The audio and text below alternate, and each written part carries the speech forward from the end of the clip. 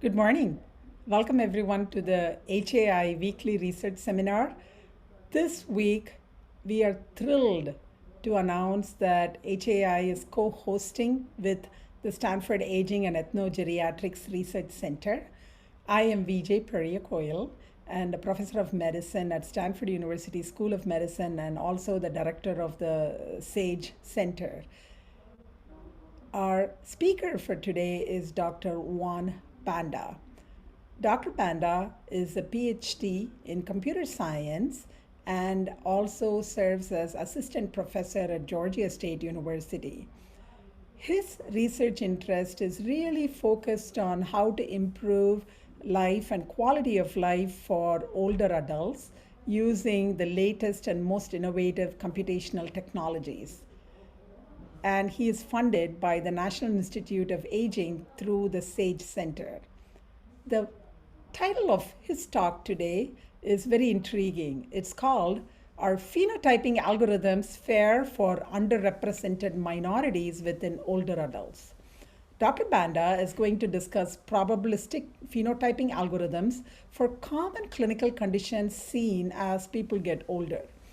Through this work, he's also going to discuss an experimental framework where he's done something really intriguing. He is looking at biases in algorithms and how the intrinsic bias, which is invisible, which is present in the algorithms, can result in health disparities for persons from underrepresented groups. And it is really fascinating work and illuminating. And I am greatly looking forward to listening to the details of his work.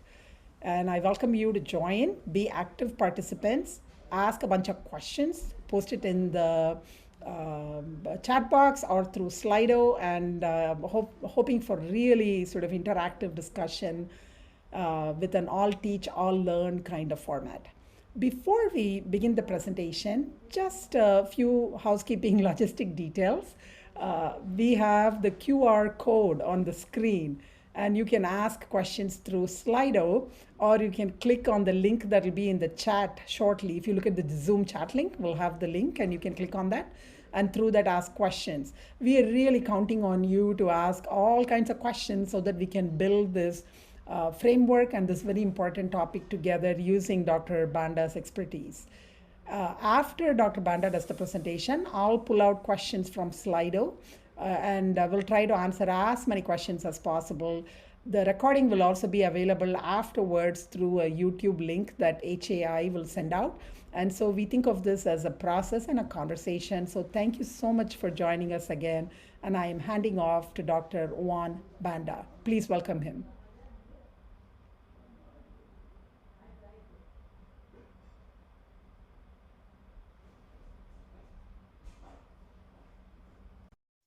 Hello, everybody. Sorry about that. I couldn't find the unmute button. Thank you, Vijay, for that great introduction. And yeah, like she mentioned, my name is Juan Banda, and currently, going to talk to you about how do you determine or show bias in phenotyping algorithms, and how if they're fair for underrepresented minorities within older adults. Like Vijay mentioned, this is work funded by the National Institute on Aging, and as with through her center, the Sage Center at Stanford. So let's just get started. So why is this work important? Well, we all seen all this flood of articles, books, and different position, different people talking about how this all this machine learning AIs that are biased, that are racially biased, and this is constantly getting more and more attention because this is a very relevant issue. The longer and well the more widely accepted these algorithms are to make decisions in our lives, the worse this can become. And there's been books about it. There's been all kinds of books, all kinds of different reviews of people talking about this. So the main ideas behind this work is that at least the theory or whatever people have shown is that machine learning models are biased most of the time, and in the context of probabilistic phenotypes, they should also reflect this kind of bias, unfortunately. However, not a lot of work has been done on this. So here, what we want to create here is, it's a methodology that could be used in the following settings using a standard common data model, meaning that you can have, if there's data in this common data model, you can use the same methodology in multiple places, not just isolated in a silo or in a single hospital. It's fully reproducible, which is part of an R package that I'll talk briefly a little bit about later. So you can just share the code and run it. And that is fully transparent and configurable, meaning that, all models or data splits, data domains, etc., can be, tweaked to uh, for your analysis here. So disclaimer here is that, the first thing that I say here is that, we're not trying to find the best performing phenotyping algorithms in this work. That's not the focus. The focus here is that, we're trying to show if these algorithms are fair for underrepresented minorities. And I'll talk to you through the setup that I have to determine that. I won't show any traditional model performance metrics like, oh, this phenotype is this accurate, or has the sensitivity specificity until the end of this talk. The point is that, I'm trying to show how different they behave.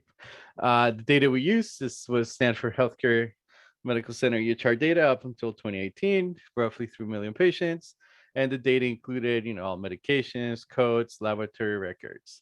All the EHR data was converted to the OMOP CDM version 5.3, which is what Stanford has on their STAR data set for research. Phenotype methodology used here, like I mentioned, this is probabilistic phenotyping. So this is not using, rule-based definitions like PKB, where, a bunch of people sat down and decided on what kind of conditions a patient has to meet to have a certain phenotype. This is more on data-driven, and it uses noisy labeling. If you're interested in this type of methodology, that's a completely different talk. So I just put the links to two different papers on the slides here, is where you can actually see how this works. The big picture of this methodology is that instead of using this rule-based definitions, you use a labeling heuristic to identify potential cases and controls, and then you build machine learning models on those patients. So you kind of get over using a gold standard. The phenotype data subsets. So here, for full transparency, you're going to see that, we picked dementia, frailty, mild cognitive impairment, Alzheimer's disease, and Parkinson's disease. And you can see that, we have a good amount of cases. I balanced it with match controls. And here, note that, our labeling heuristic was finding codes with dimension of phenotype terms or synonyms of it. Nothing else, nothing fancier. And you also see, the distributions, how many demographic distributions of, male, female, and what are the race characteristics of, the race distributions here. And you can also, you can immediately start seeing problems, right? At least, not problems, but, limitations, or, different things that I might get results different. Why? Because, they're not evenly distributed, right? I mean, depends on which academic center or research center or hospital you have data from. This distributions are going to vary, but you can see that we have very low representation, for a couple of races. And uh, and we also have a lot of unknown data that's not complete, not in the EHR. So you have to, kind of deal with that. And I'll talk about a little bit more about, how we managed to do that. So the experimental setup. So we have this 5 phenotypes. We have cases, we have controls. They're matched by, the cases and controls are matched by age, gender, race, and length of record. So they're somewhat similar, comparable. We have 3 classification algorithms. We use Lasso, we use Random Forest, and SVM. We evaluate 5 races individually. And then we had 7 mixed evaluations, where you have a traditional model, balanced models, and leave one out combinations.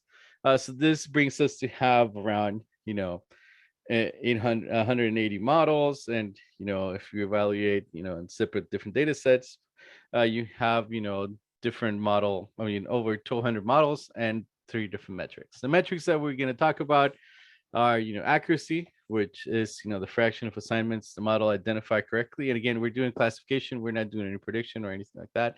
We just want to know if the person is in, and the 5 phenotypes that we're looking at.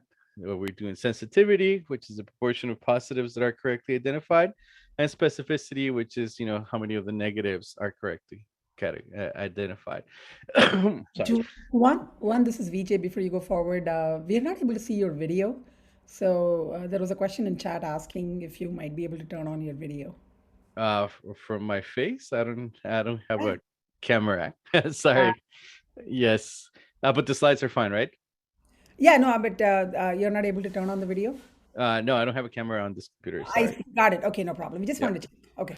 Yep. So here, we're talking. This is the evaluation metric that we're interested in, is which is the variation, and in this context, uh we rather see how different their performance is between the different models that we're evaluating. So we want to see how different, how much they vary from a model built on all patients versus a model built on a subset of patients, or a model built on balanced distribution of patients. So this is the metric we're using. This is the metrics that I'm going to talk about mostly in the slides. So now, we'll get to the actual results and actual figures. So the two approaches that we evaluated are that we wanted to build models for individual races and compare across them. This is a suggestion that some people have brought up and have said that oh, maybe if you only build a model on a certain race and it will and use it for any given race, you could just do better. Let's see, right? And also we balance our models and do a leave one out evaluation, seeing how much do we lose if we use less data, if we balance the models, or if we take out a complete as the patients that are identified as any given race, and try and build a model like that. So the individual race evaluation, the steps we have is that we want to remove all undefined patients. Yes, this is 20% of our cohort, but we can't use this data with certainty, right? There's some imputation methods that some people might want to use, but however, we don't want to get there, so we took those out. We separated all the phenotype cohorts by race, and then we build a model for each race and test across them, meaning that we built a model with only Asian patients, or white patients, or African American patients, and then tested across all the other sets of patients from different races. uh, Showing the variation of accuracy here.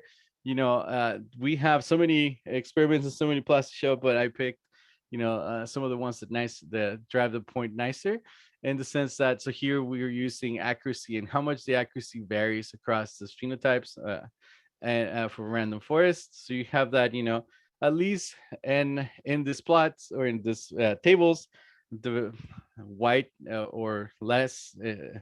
It's for example, 0% means that the model doesn't vary, and you can see that on the dimension model on the top left corner, where you have the Asian model tested against the Asian population. So there's no variance in performance, because that basically it wasn't evaluated.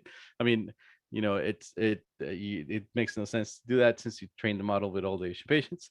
However, in this plots, the further it gets away from 0%, meaning more variation, means that the figure or the cell is going to be colored in red.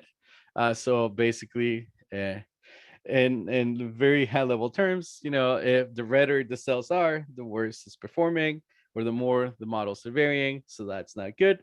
So here, for the 5 phenotypes, we quickly see that we have two sets, or two different phenotypes, that the variation across between different models is very small. And small meaning that the accuracy varies less than, I mean, in the dementia model it's probably 6% is the highest one, and the Alzheimer's is 8%. So so those models basically they don't the performance doesn't vary that much when you use a different race going through that model. There are other models that where your performance drops, or there's a variation of 13%, 25%, almost. So that's where that the model, even I know that we don't know how. I mean, at least I haven't shown you how good these models are. But if you consider that your model performs 25% worse, then that's a big variation drop. And I mean, that's a big variation, and that might turn a somewhat useful model into a very useless model, right? And this is basically showing that there are these variations when you use different sets of patients to do this phenotype models. This is for accuracy. For sensitivity, we still see, similar behavior for the dementia and the Alzheimer's disease phenotypes, in the sense that, the variation is not that big. It got a little bit bigger. And as at least for dementia, you see that in the Native American model, the performance is a lot.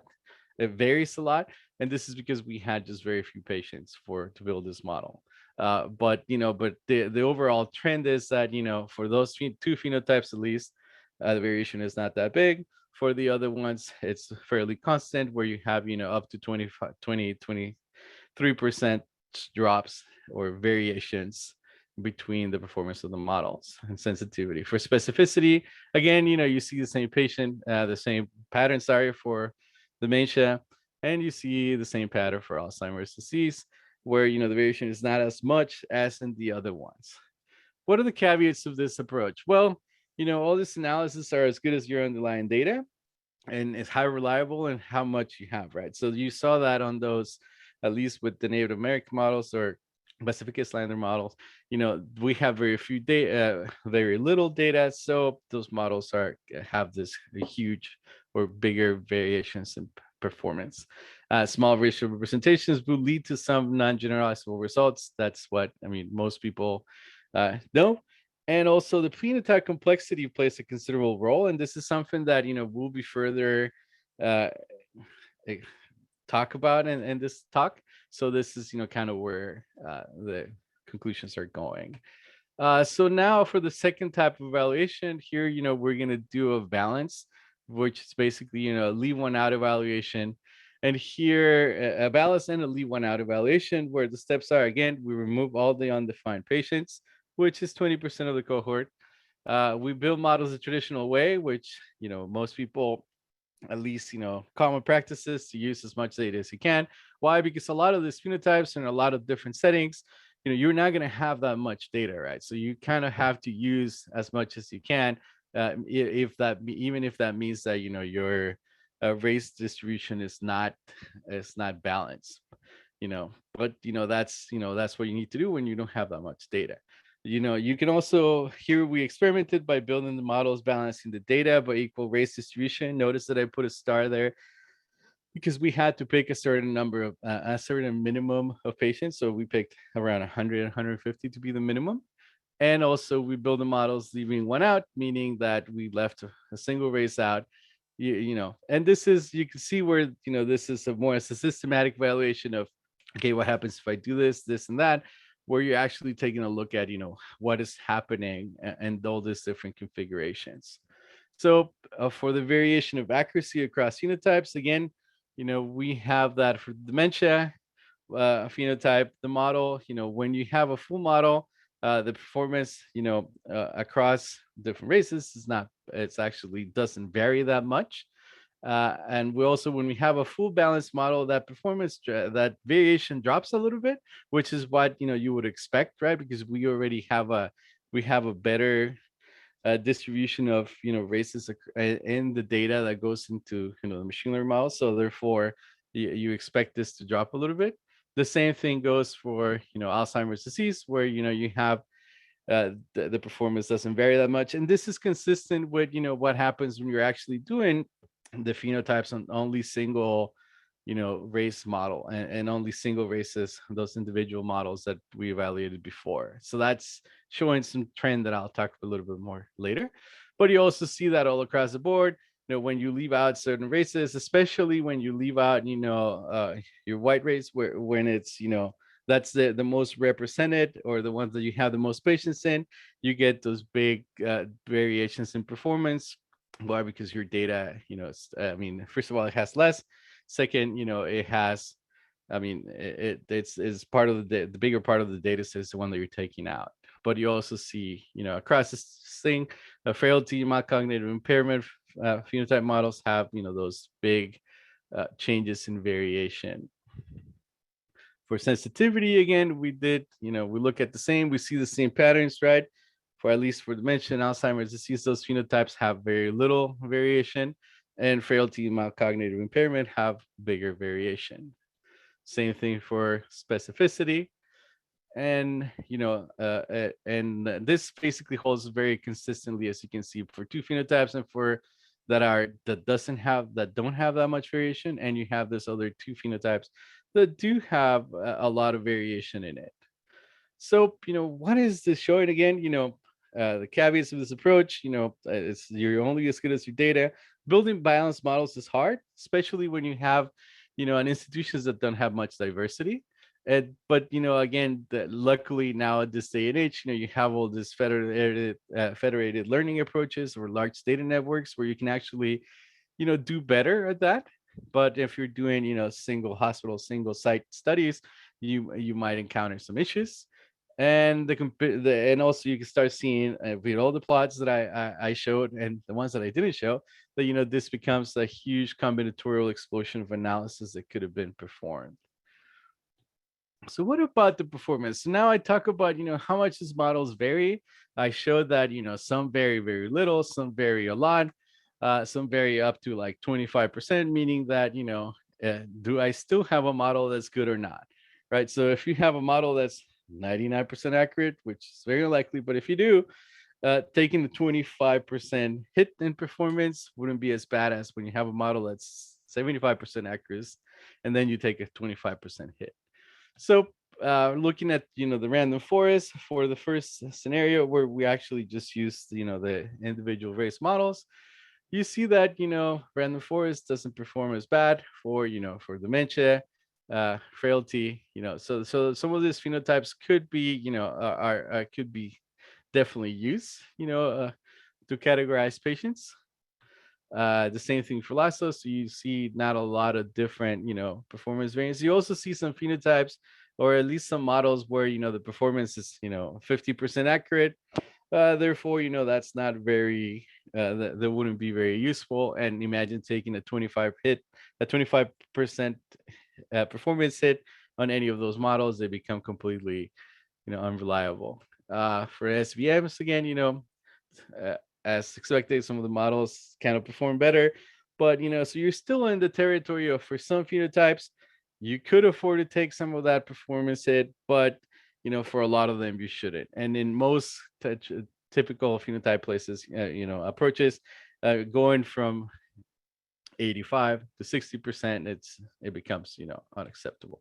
So what about the performance of the approach too, where we did the balanced models and the leave one out models? So at least for the Michigan, the full model and the balanced model, which are the top two, they have pretty good performance, and those ones were the ones that had the least variation. Remember, they had at the max of like like a 5% variation, so you still have a pretty decent model.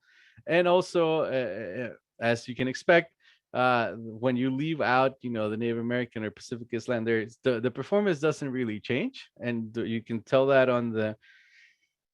on those two last lines where it's highlighted. Why? Well, because those were the ones that you had the least amount of patients. Okay, so the same thing happens for when you have a lasso and where you also have an SVM. So, so again, I showed this metrics all the way to the end, or at least not the end, but at least the after showing you all the variation, because it shows that you could technically use some of these models. They're not always badly performing, and then therefore the variations don't really matter once you're really bad. But they do show as well that in some scenarios you might take 25% performance hit for a given particular race, group, and then that will be bad, right? Because I mean, you will be very good at as at all the other races except that one, and you start seeing that there is this bias there is this issues here that you need to be aware of. And if you don't do all this long and extensive analysis, you won't know unless you actually experiment how this changes, and that's the work that we've done. So the general insights is that fine, well, so there are two very stable phenotypes, right? So this is dementia and Alzheimer's disease. Since for both models, the top predictive features are just a handful, and they're found in most patients regardless of race. So I already given why this is, right? So we have those two models that perform fairly well across. However, now if you get into the more details of it, of why, The reason is that they do have these predictive features are not that many, and they're also common in all patients regardless of the race. So that's that kind of shows you the indication of where this is going, right? So the other three phenotypes, they show higher variation due to the fact that there are almost no dominant features between them. So the model that you build on Hispanics, or the model that you build on uh, uh, Asian, have a certain set of features. The model that you build in a different race has a completely different set of features. Therefore, when you start tweaking with those patients or removing them or balancing them, you start getting, those performance variants. So the model built in each experiments, are considerably different. And this is, what we compared. So let's talk a little bit more about those features in common, right? So we kind of seen that, the models that consistently perform well, that don't show that much bias depending on the races, are the ones that have those features in common. So for the dementia model, on average, for the models that we built, 7 of the top 10 features are the same, meaning that all the patients have those things that the model indicated were the predictive features used. The same thing for the Alzheimer's model. We have 6 out of 10 of the top features being the same. Again, the order kind of changes, but they remain on the same, top 10. Frailty model. This is one of the models that had this huge variation. Well, there's only 2 features that are the same. And also, you have to see that, they're not like highly dominant features. They just keep going up and down or changing basing on the configuration that you tested. Mild cognitive impairment, 1 out of 10 features are the same, and for Parkinson's as well. So that shows that at least there's a common thread here, in the sense that, oh, okay, well, the features are the ones that are driving, regardless of the race, are driving this model. How do we get to kind of use that to our advantage, right? So the big picture findings here is that and the are the phenotype algorithms fair for underrepresented minorities within older adults? Well, it depends on the phenotype and also the complexity of their underlying algorithm, in the sense that what is being used to identify the phenotype, meaning all the data that was picked by the random forest, whatever. And this sometimes will have minimal effects, again, when we have those common features that are used, that are predictive, or for classification, they're for and they are in common between all the different combinations that we tried. What can we do to improve the models? Well, you have to have a careful consideration of your race distribution. At least we show that, and a lot of other studies shown this is one thing. And also, you need to do this thorough experimentation, right? So you can assess the performance under different conditions. You see the most papers, most algorithms out there. Oh, you want to optimize for performance, but and a lot of people don't look at all this, different combinations and what's happening when you have different representations here. Does it really depend on the phenotype? So you've seen, and this is probably in a lot of people's head now. Oh, okay. So you showed me, 5 phenotypes. Well, yeah, there's hundreds or thousands more.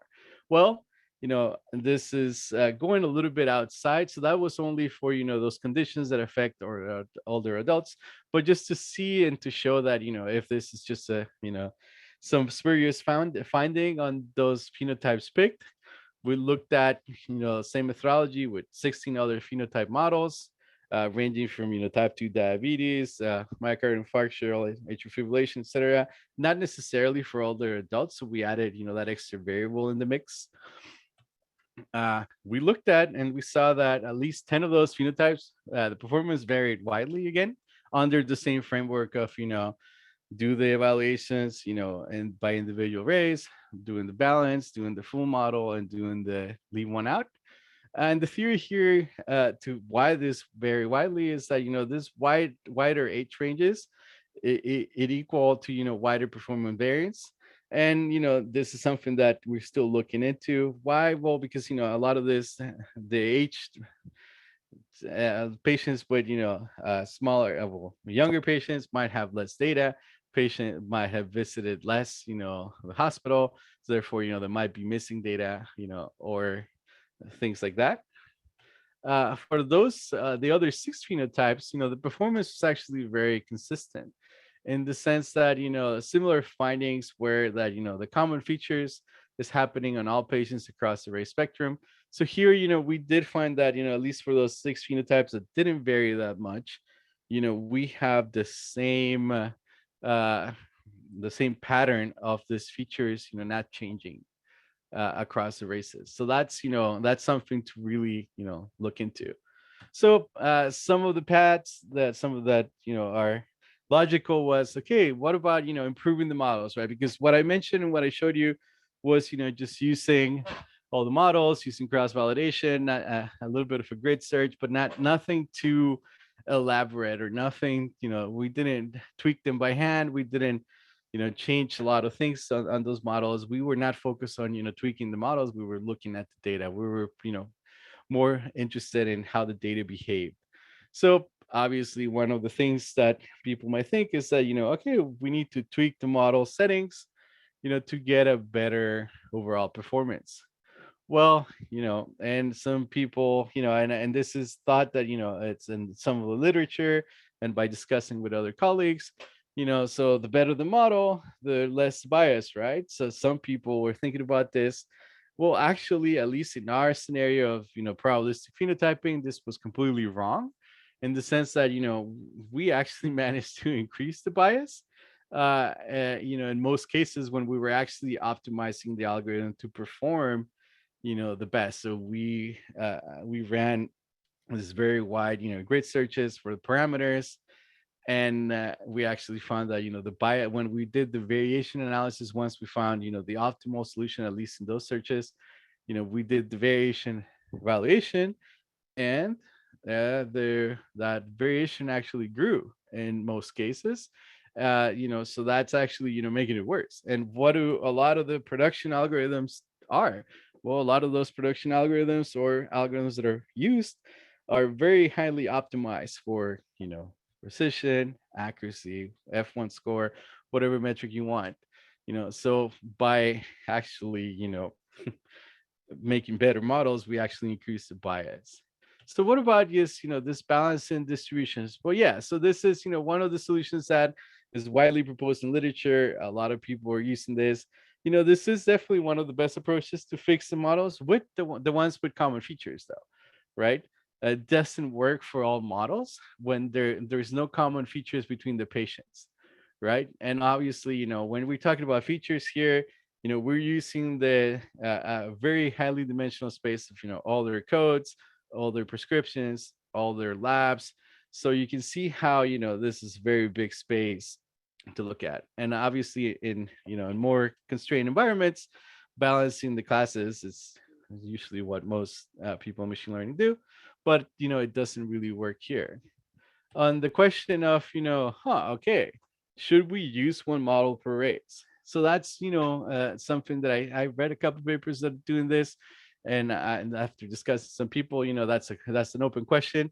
I don't really think so, right? Because why? I mean, we showed it that in some scenarios this doesn't really work either, and but we, at least for this application or in this context, you need to leverage studying this across multiple institutions, to have a data driven answer, right?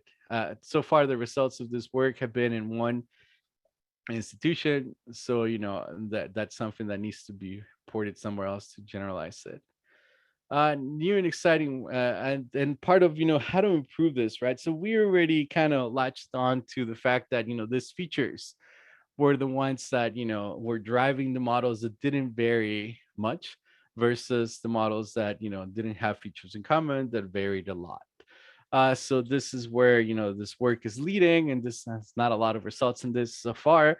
But so looking at tweaking the features to get better models, and not tweaking the features in the sense of changing them, but in the sense of let's try to see if we can get a model that can perform a phenotype model with a limited set of features that are in common, right? And this is an approach similar to using anchor and learn from the paper mentioned there, which is also implemented in the package that we're using. So but a little bit different in the sense that uh, as in a high level view is that we want to find those common features in the top 100, top 1,000 from all the models, from the badly performing phenotypes, and anchor models in those features, meaning that you can censor some, you can weight and some of the other ones differently, or the ones that are interested. So that, again, this is just more uh, further experimentation that we're doing, because now that we identify what makes these models kind of perform similarly across races, the ones that vary less, we're trying to see how we can make the other phenotypes behave this way by using their data and looking at data they're using. As a little sneak peek, this basically we've done some experimenting, and this does stabilize some of those three older adult phenotypes that perform badly. Remember, we had variations up to 25%, but the variation now kind of becomes less than 8%, which depending on how your algorithm is, that might be acceptable or not. At least and this is a couple experiments that we've done recently, and and you don't get that much of a performance decrease. So that's kind of where this is going, right? So we need to look at more of the features, rather than just balancing distributions or getting more data for any particular type of patient. Why? Because you're going to be faced with the constraint at some point that you're only going to have that set of patients, or I mean the set of patients that you have in front of you at your institution is small, but you still need to you want to have a model that is not biased. So what is next for this type of work? Well, this all of this stuff needs to be published. We have a preprint coming out fairly soon.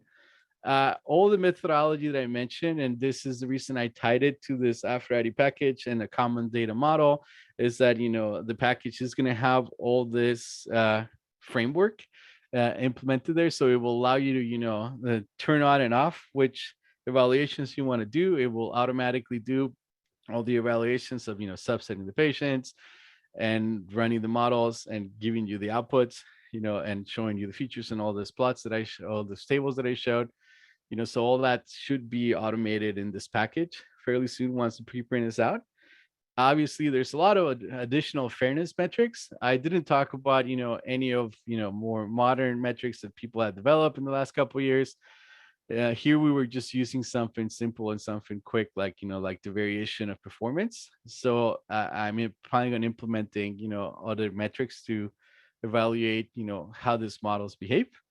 And obviously, one of the interests here is that run this on multiple sites or different hospitals or different data sets, right? To actually see, first of all, validate if those phenotypes don't vary too much, behave the same way in a different institution, and also and to see if the proposed kind of feature tweaking methodology works as well there.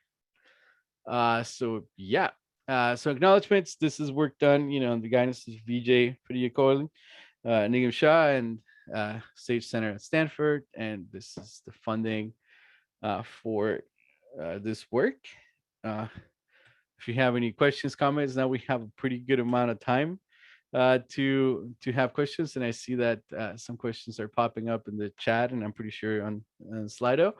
So yeah, so feel free to reach out if you interested in this work, and let's get on with the session of questions, I guess.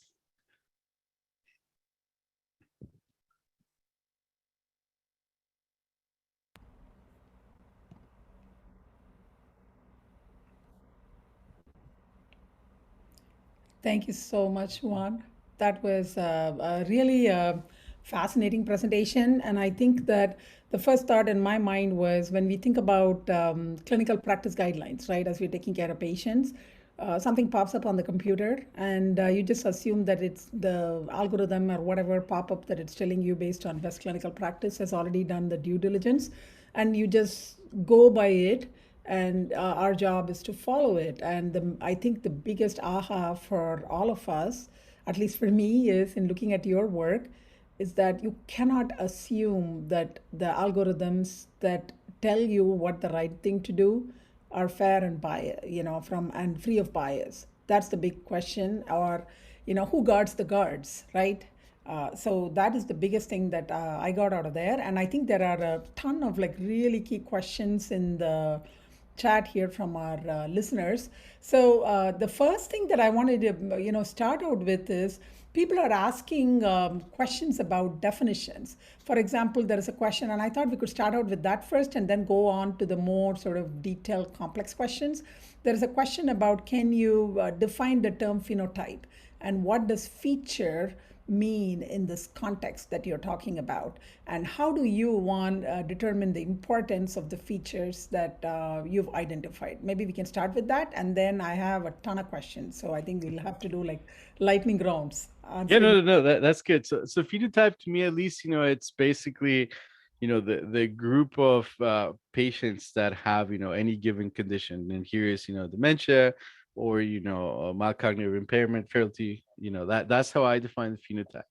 What I mean by feature here is that, what kind of variable in their clinical record, it's being well selected by, the algorithm. So all the features here, all the clinical variables, basically, drug codes, prescriptions, labs, codes, all that stuff is being used in the to build these models. So basically, you collapse the whole patient record into, do they have this code? Yes, no, or how many times, and this normalized. And the same thing for the labs. So whenever the model, uses, or all these machine learning models, they tell you, okay, what did we use? For example, random forest. What was used to, classify the set of patients that you gave me? That's when those top features come. They could be that they had a code for, diabetes. They had a lab for, a particular lab, or they're taking metformin. Any of those things is a feature, and any of those, and whatever combination of those things the algorithm says used to make the classification, are what I mean by top features here. Thank you. That's very helpful because I think it's important for us to establish a common vocabulary. So the next question in the same vein is, what do you mean by race? The question, the listener says, I would question whether this common description is a good organizing structure, except in some social categorization sense. So, and in that same vein, another data question from Roger Bond is, he talks about a particular slide, and you might have to go back and pull it up. He says, in the last two rows, Native American plus Pacific Islander, don't the small sample size make the models inherently likely to be inaccurate? Or is something else going on here? So the question is about what is race, and isn't it just a social categorization? And what about the Native American and Pacific Islanders?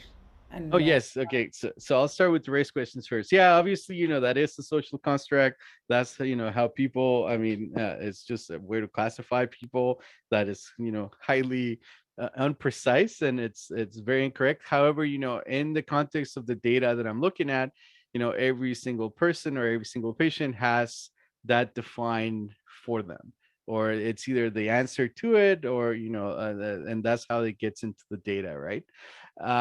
Obviously, none of those variables were used in the machine learning models. They were used to separate the patients.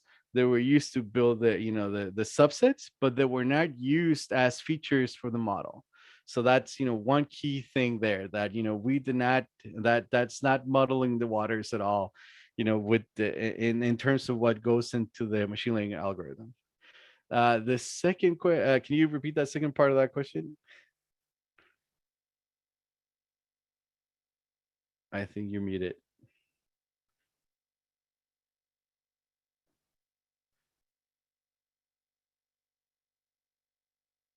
I think you're muted, VJ. my bad, sorry.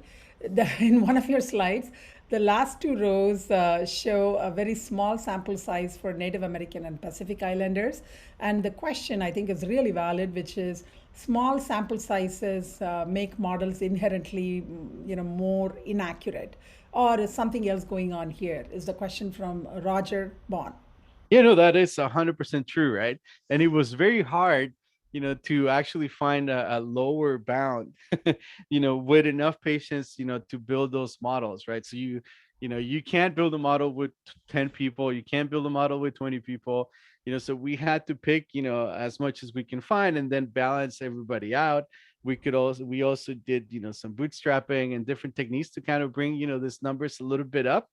But yeah, no, that is a very, very valid concern. And yes, that's something that, in our side, it was something that was an issue. So that's why, I want to try this on, bigger networks where there's actually more types of patients, from those race categories. Thank you for that, Watt.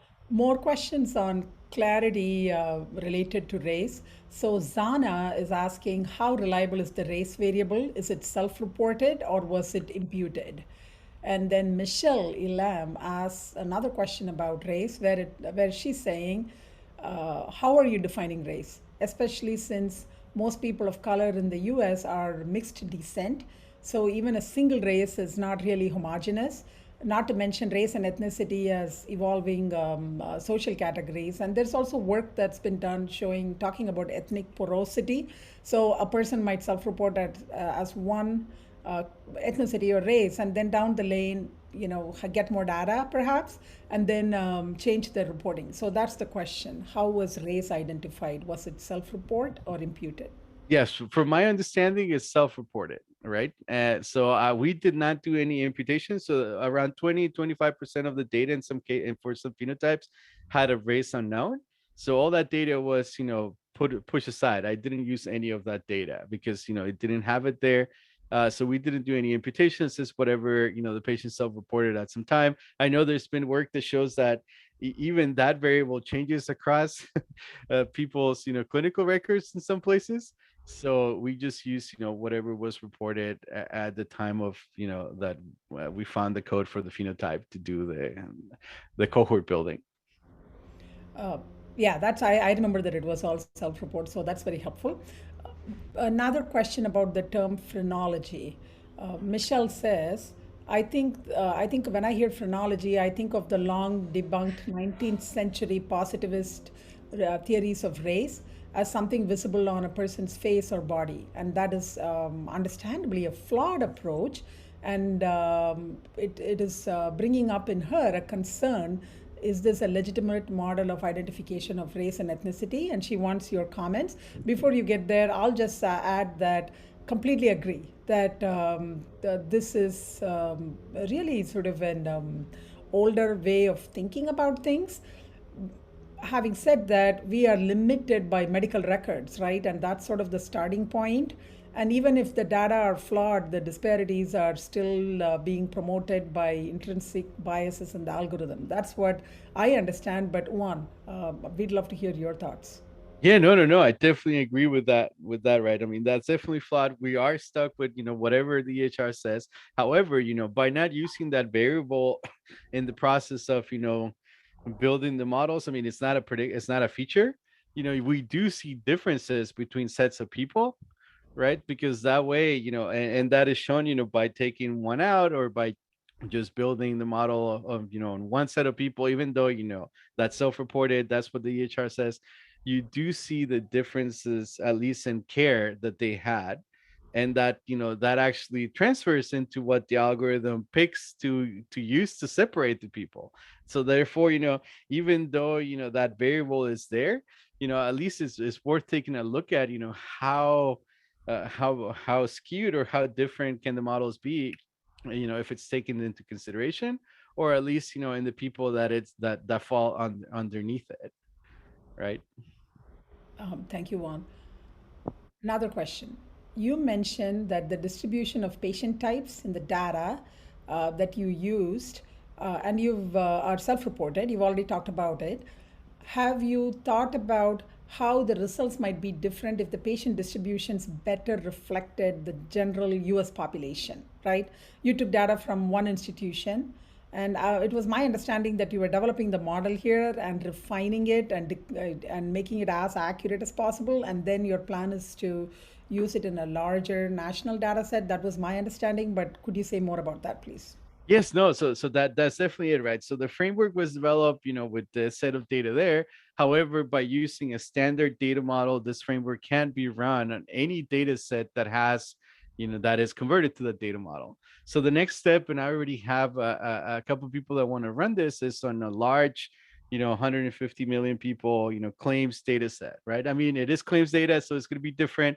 That's going to be an interesting thing to see how that changes, but it also has a different distribution that will actually elucidate if whatever we found here, it may I mean is reproducible outside, or if it was just artifacts of the data that we used at Stanford. Thank you.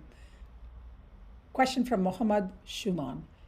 Have any phenotypic parameters related to the statistics of the population genetics been considered in the experimental algorithm that you've developed? And if so, what are these parameters used in the optimization of the experimental algorithm? No, that's a great question, and the common data model we use does not have any omics, any other data other than whatever is found on either clinical or claims, which is prescriptions, laboratory results, diagnosis codes, and procedure codes. So any other extra domain, I'll be very interested in trying. However, those are the limitations of the standard set that we're using. Next question is from Zana Bekova. Forgive me if I am mispronouncing your name. The question is about how does one choose the best model, right? You talked about different models, and there is a sea of models, right? There are so many options to choose from. How does one choose the best option? What is your strategy? Are you looking at the model that gives you the least amount of variation in performance metrics across all race groups, with the caveat that race is self reported and might be intrinsically flawed? So, how does one choose the best model? Yeah, no, that is definitely a great question. And obviously, yeah, there's, hundreds of, different algorithms. There's, thousands of different parameters that one can tweak around. So, how do you pick the best one? I guess, at least in the context that we're looking at, I was looking at the one that had the least amount of variance, that had the least amount of variance, right? Meaning that, that model will perform well against, the race categories that we have. Why? And that model is usually different than the model that has the best all around, accuracy when you don't consider those things. And so so I know it's a little bit confusing, but I would rather pick the model that has the least variance in this context than pick the model that has the 98% accuracy without considering any of these things. So that's one way. Would your model performance then be affected by the diseases with progressive phenotypes? For example, you talked about dementia, and then you talked about mild cognitive impairment. MCI, for example, can progress to dementia, not always, but it's a progressive condition, right? It's often a precursor for dementia. So, how would that work as opposed to diseases where there is more of a sudden onset? And the listener says that this person would expect it to affect the features aspect. And then another question layering on that is, how do you identify the features that you want to look at?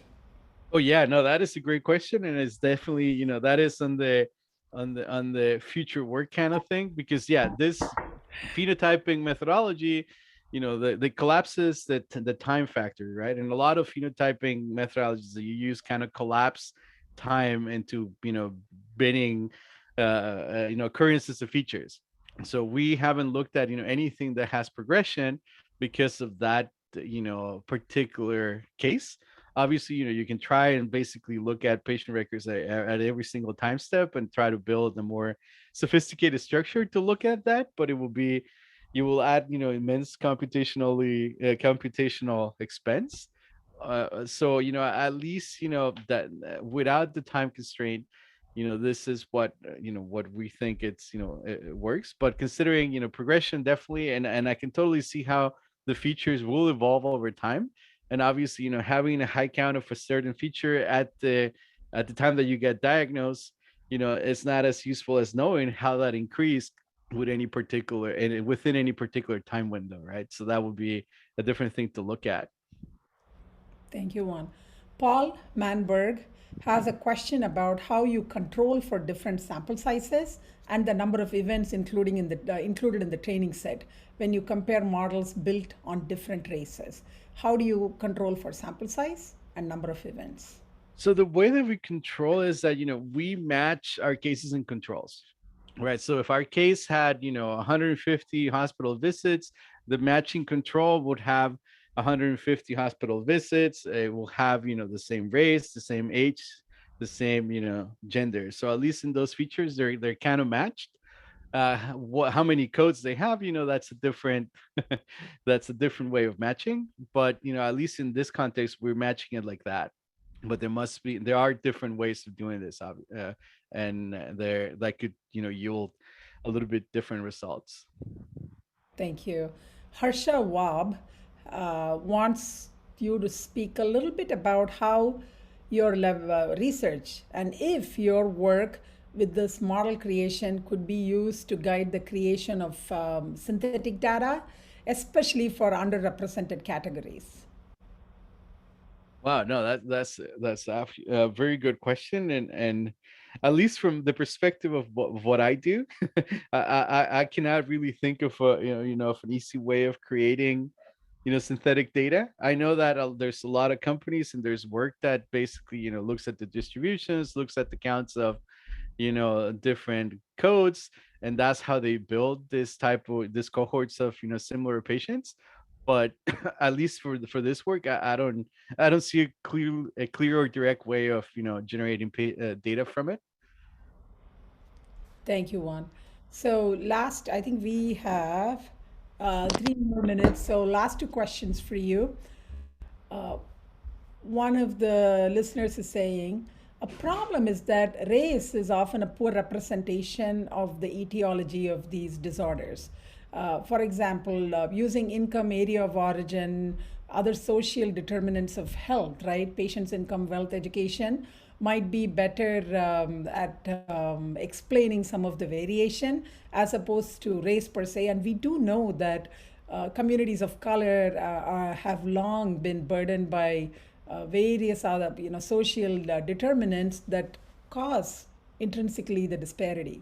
So could race be capturing the effect of these other variables, meaning is race actually a proxy for all the other underlying issues that is causing all the problems? That's a good question. And unfortunately, the common data model that we use does not have some of the variables that you mentioned, and also the social determinants of health are not fully baked into it yet. I mean, there's people working on OMAP and Odyssey to do this and to add it to the model that captures this, but also it also depends if it's found on the EHR from the institution converting their data. But regardless of assuming in the perfect world where all that data is available, I totally agree that that could be what's driving some of these differences. But by putting that data in the model and trying to work it in with the other data, right, to find a model that's a little bit more optimal, you're still making the end model something that will be fair across the board. So that's kind of how I see that this is working out. I think you're exactly right. I remember the American APHA, Public Health Association, did a campaign of several years ago, which is called, I think, your zip code determines your lifespan, right? And so social determinants of health often are underlying and hidden, and they have to be teased apart.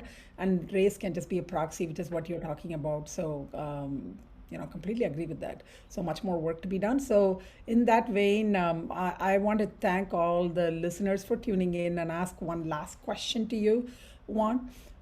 Where do you go next? How What is your vision for the next steps? Because this is a long journey and your work is so important. What do you anticipate doing next? And how can people who are interested collaborate with you?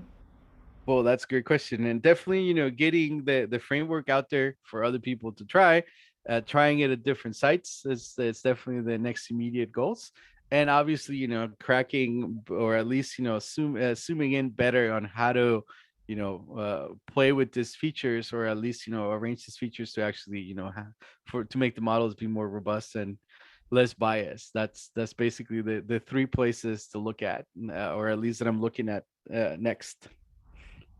Thank you. And is there a GitHub that people can look at, or should they contact you, or Yeah, they can contact me, or they can Google Aphrodite and Odyssey, and it will pop up. wonderful? So two ways, right? Because there Yes. was a question about GitHub. So uh, just wanted to take a moment to thank all our listeners for their amazing questions, because this is going to keep you occupied for the next decade just to answer half the questions. So thank you to all our listeners, and thank you, Juan, for your outstanding presentation and your really innovative work. Also want to take a moment to thank the National Institute of Aging for funding this work, and to HAI for their amazing support and this collaboration. And we look forward to seeing everyone for your next HAI session in the webinar series. Thank you very much. Thank you.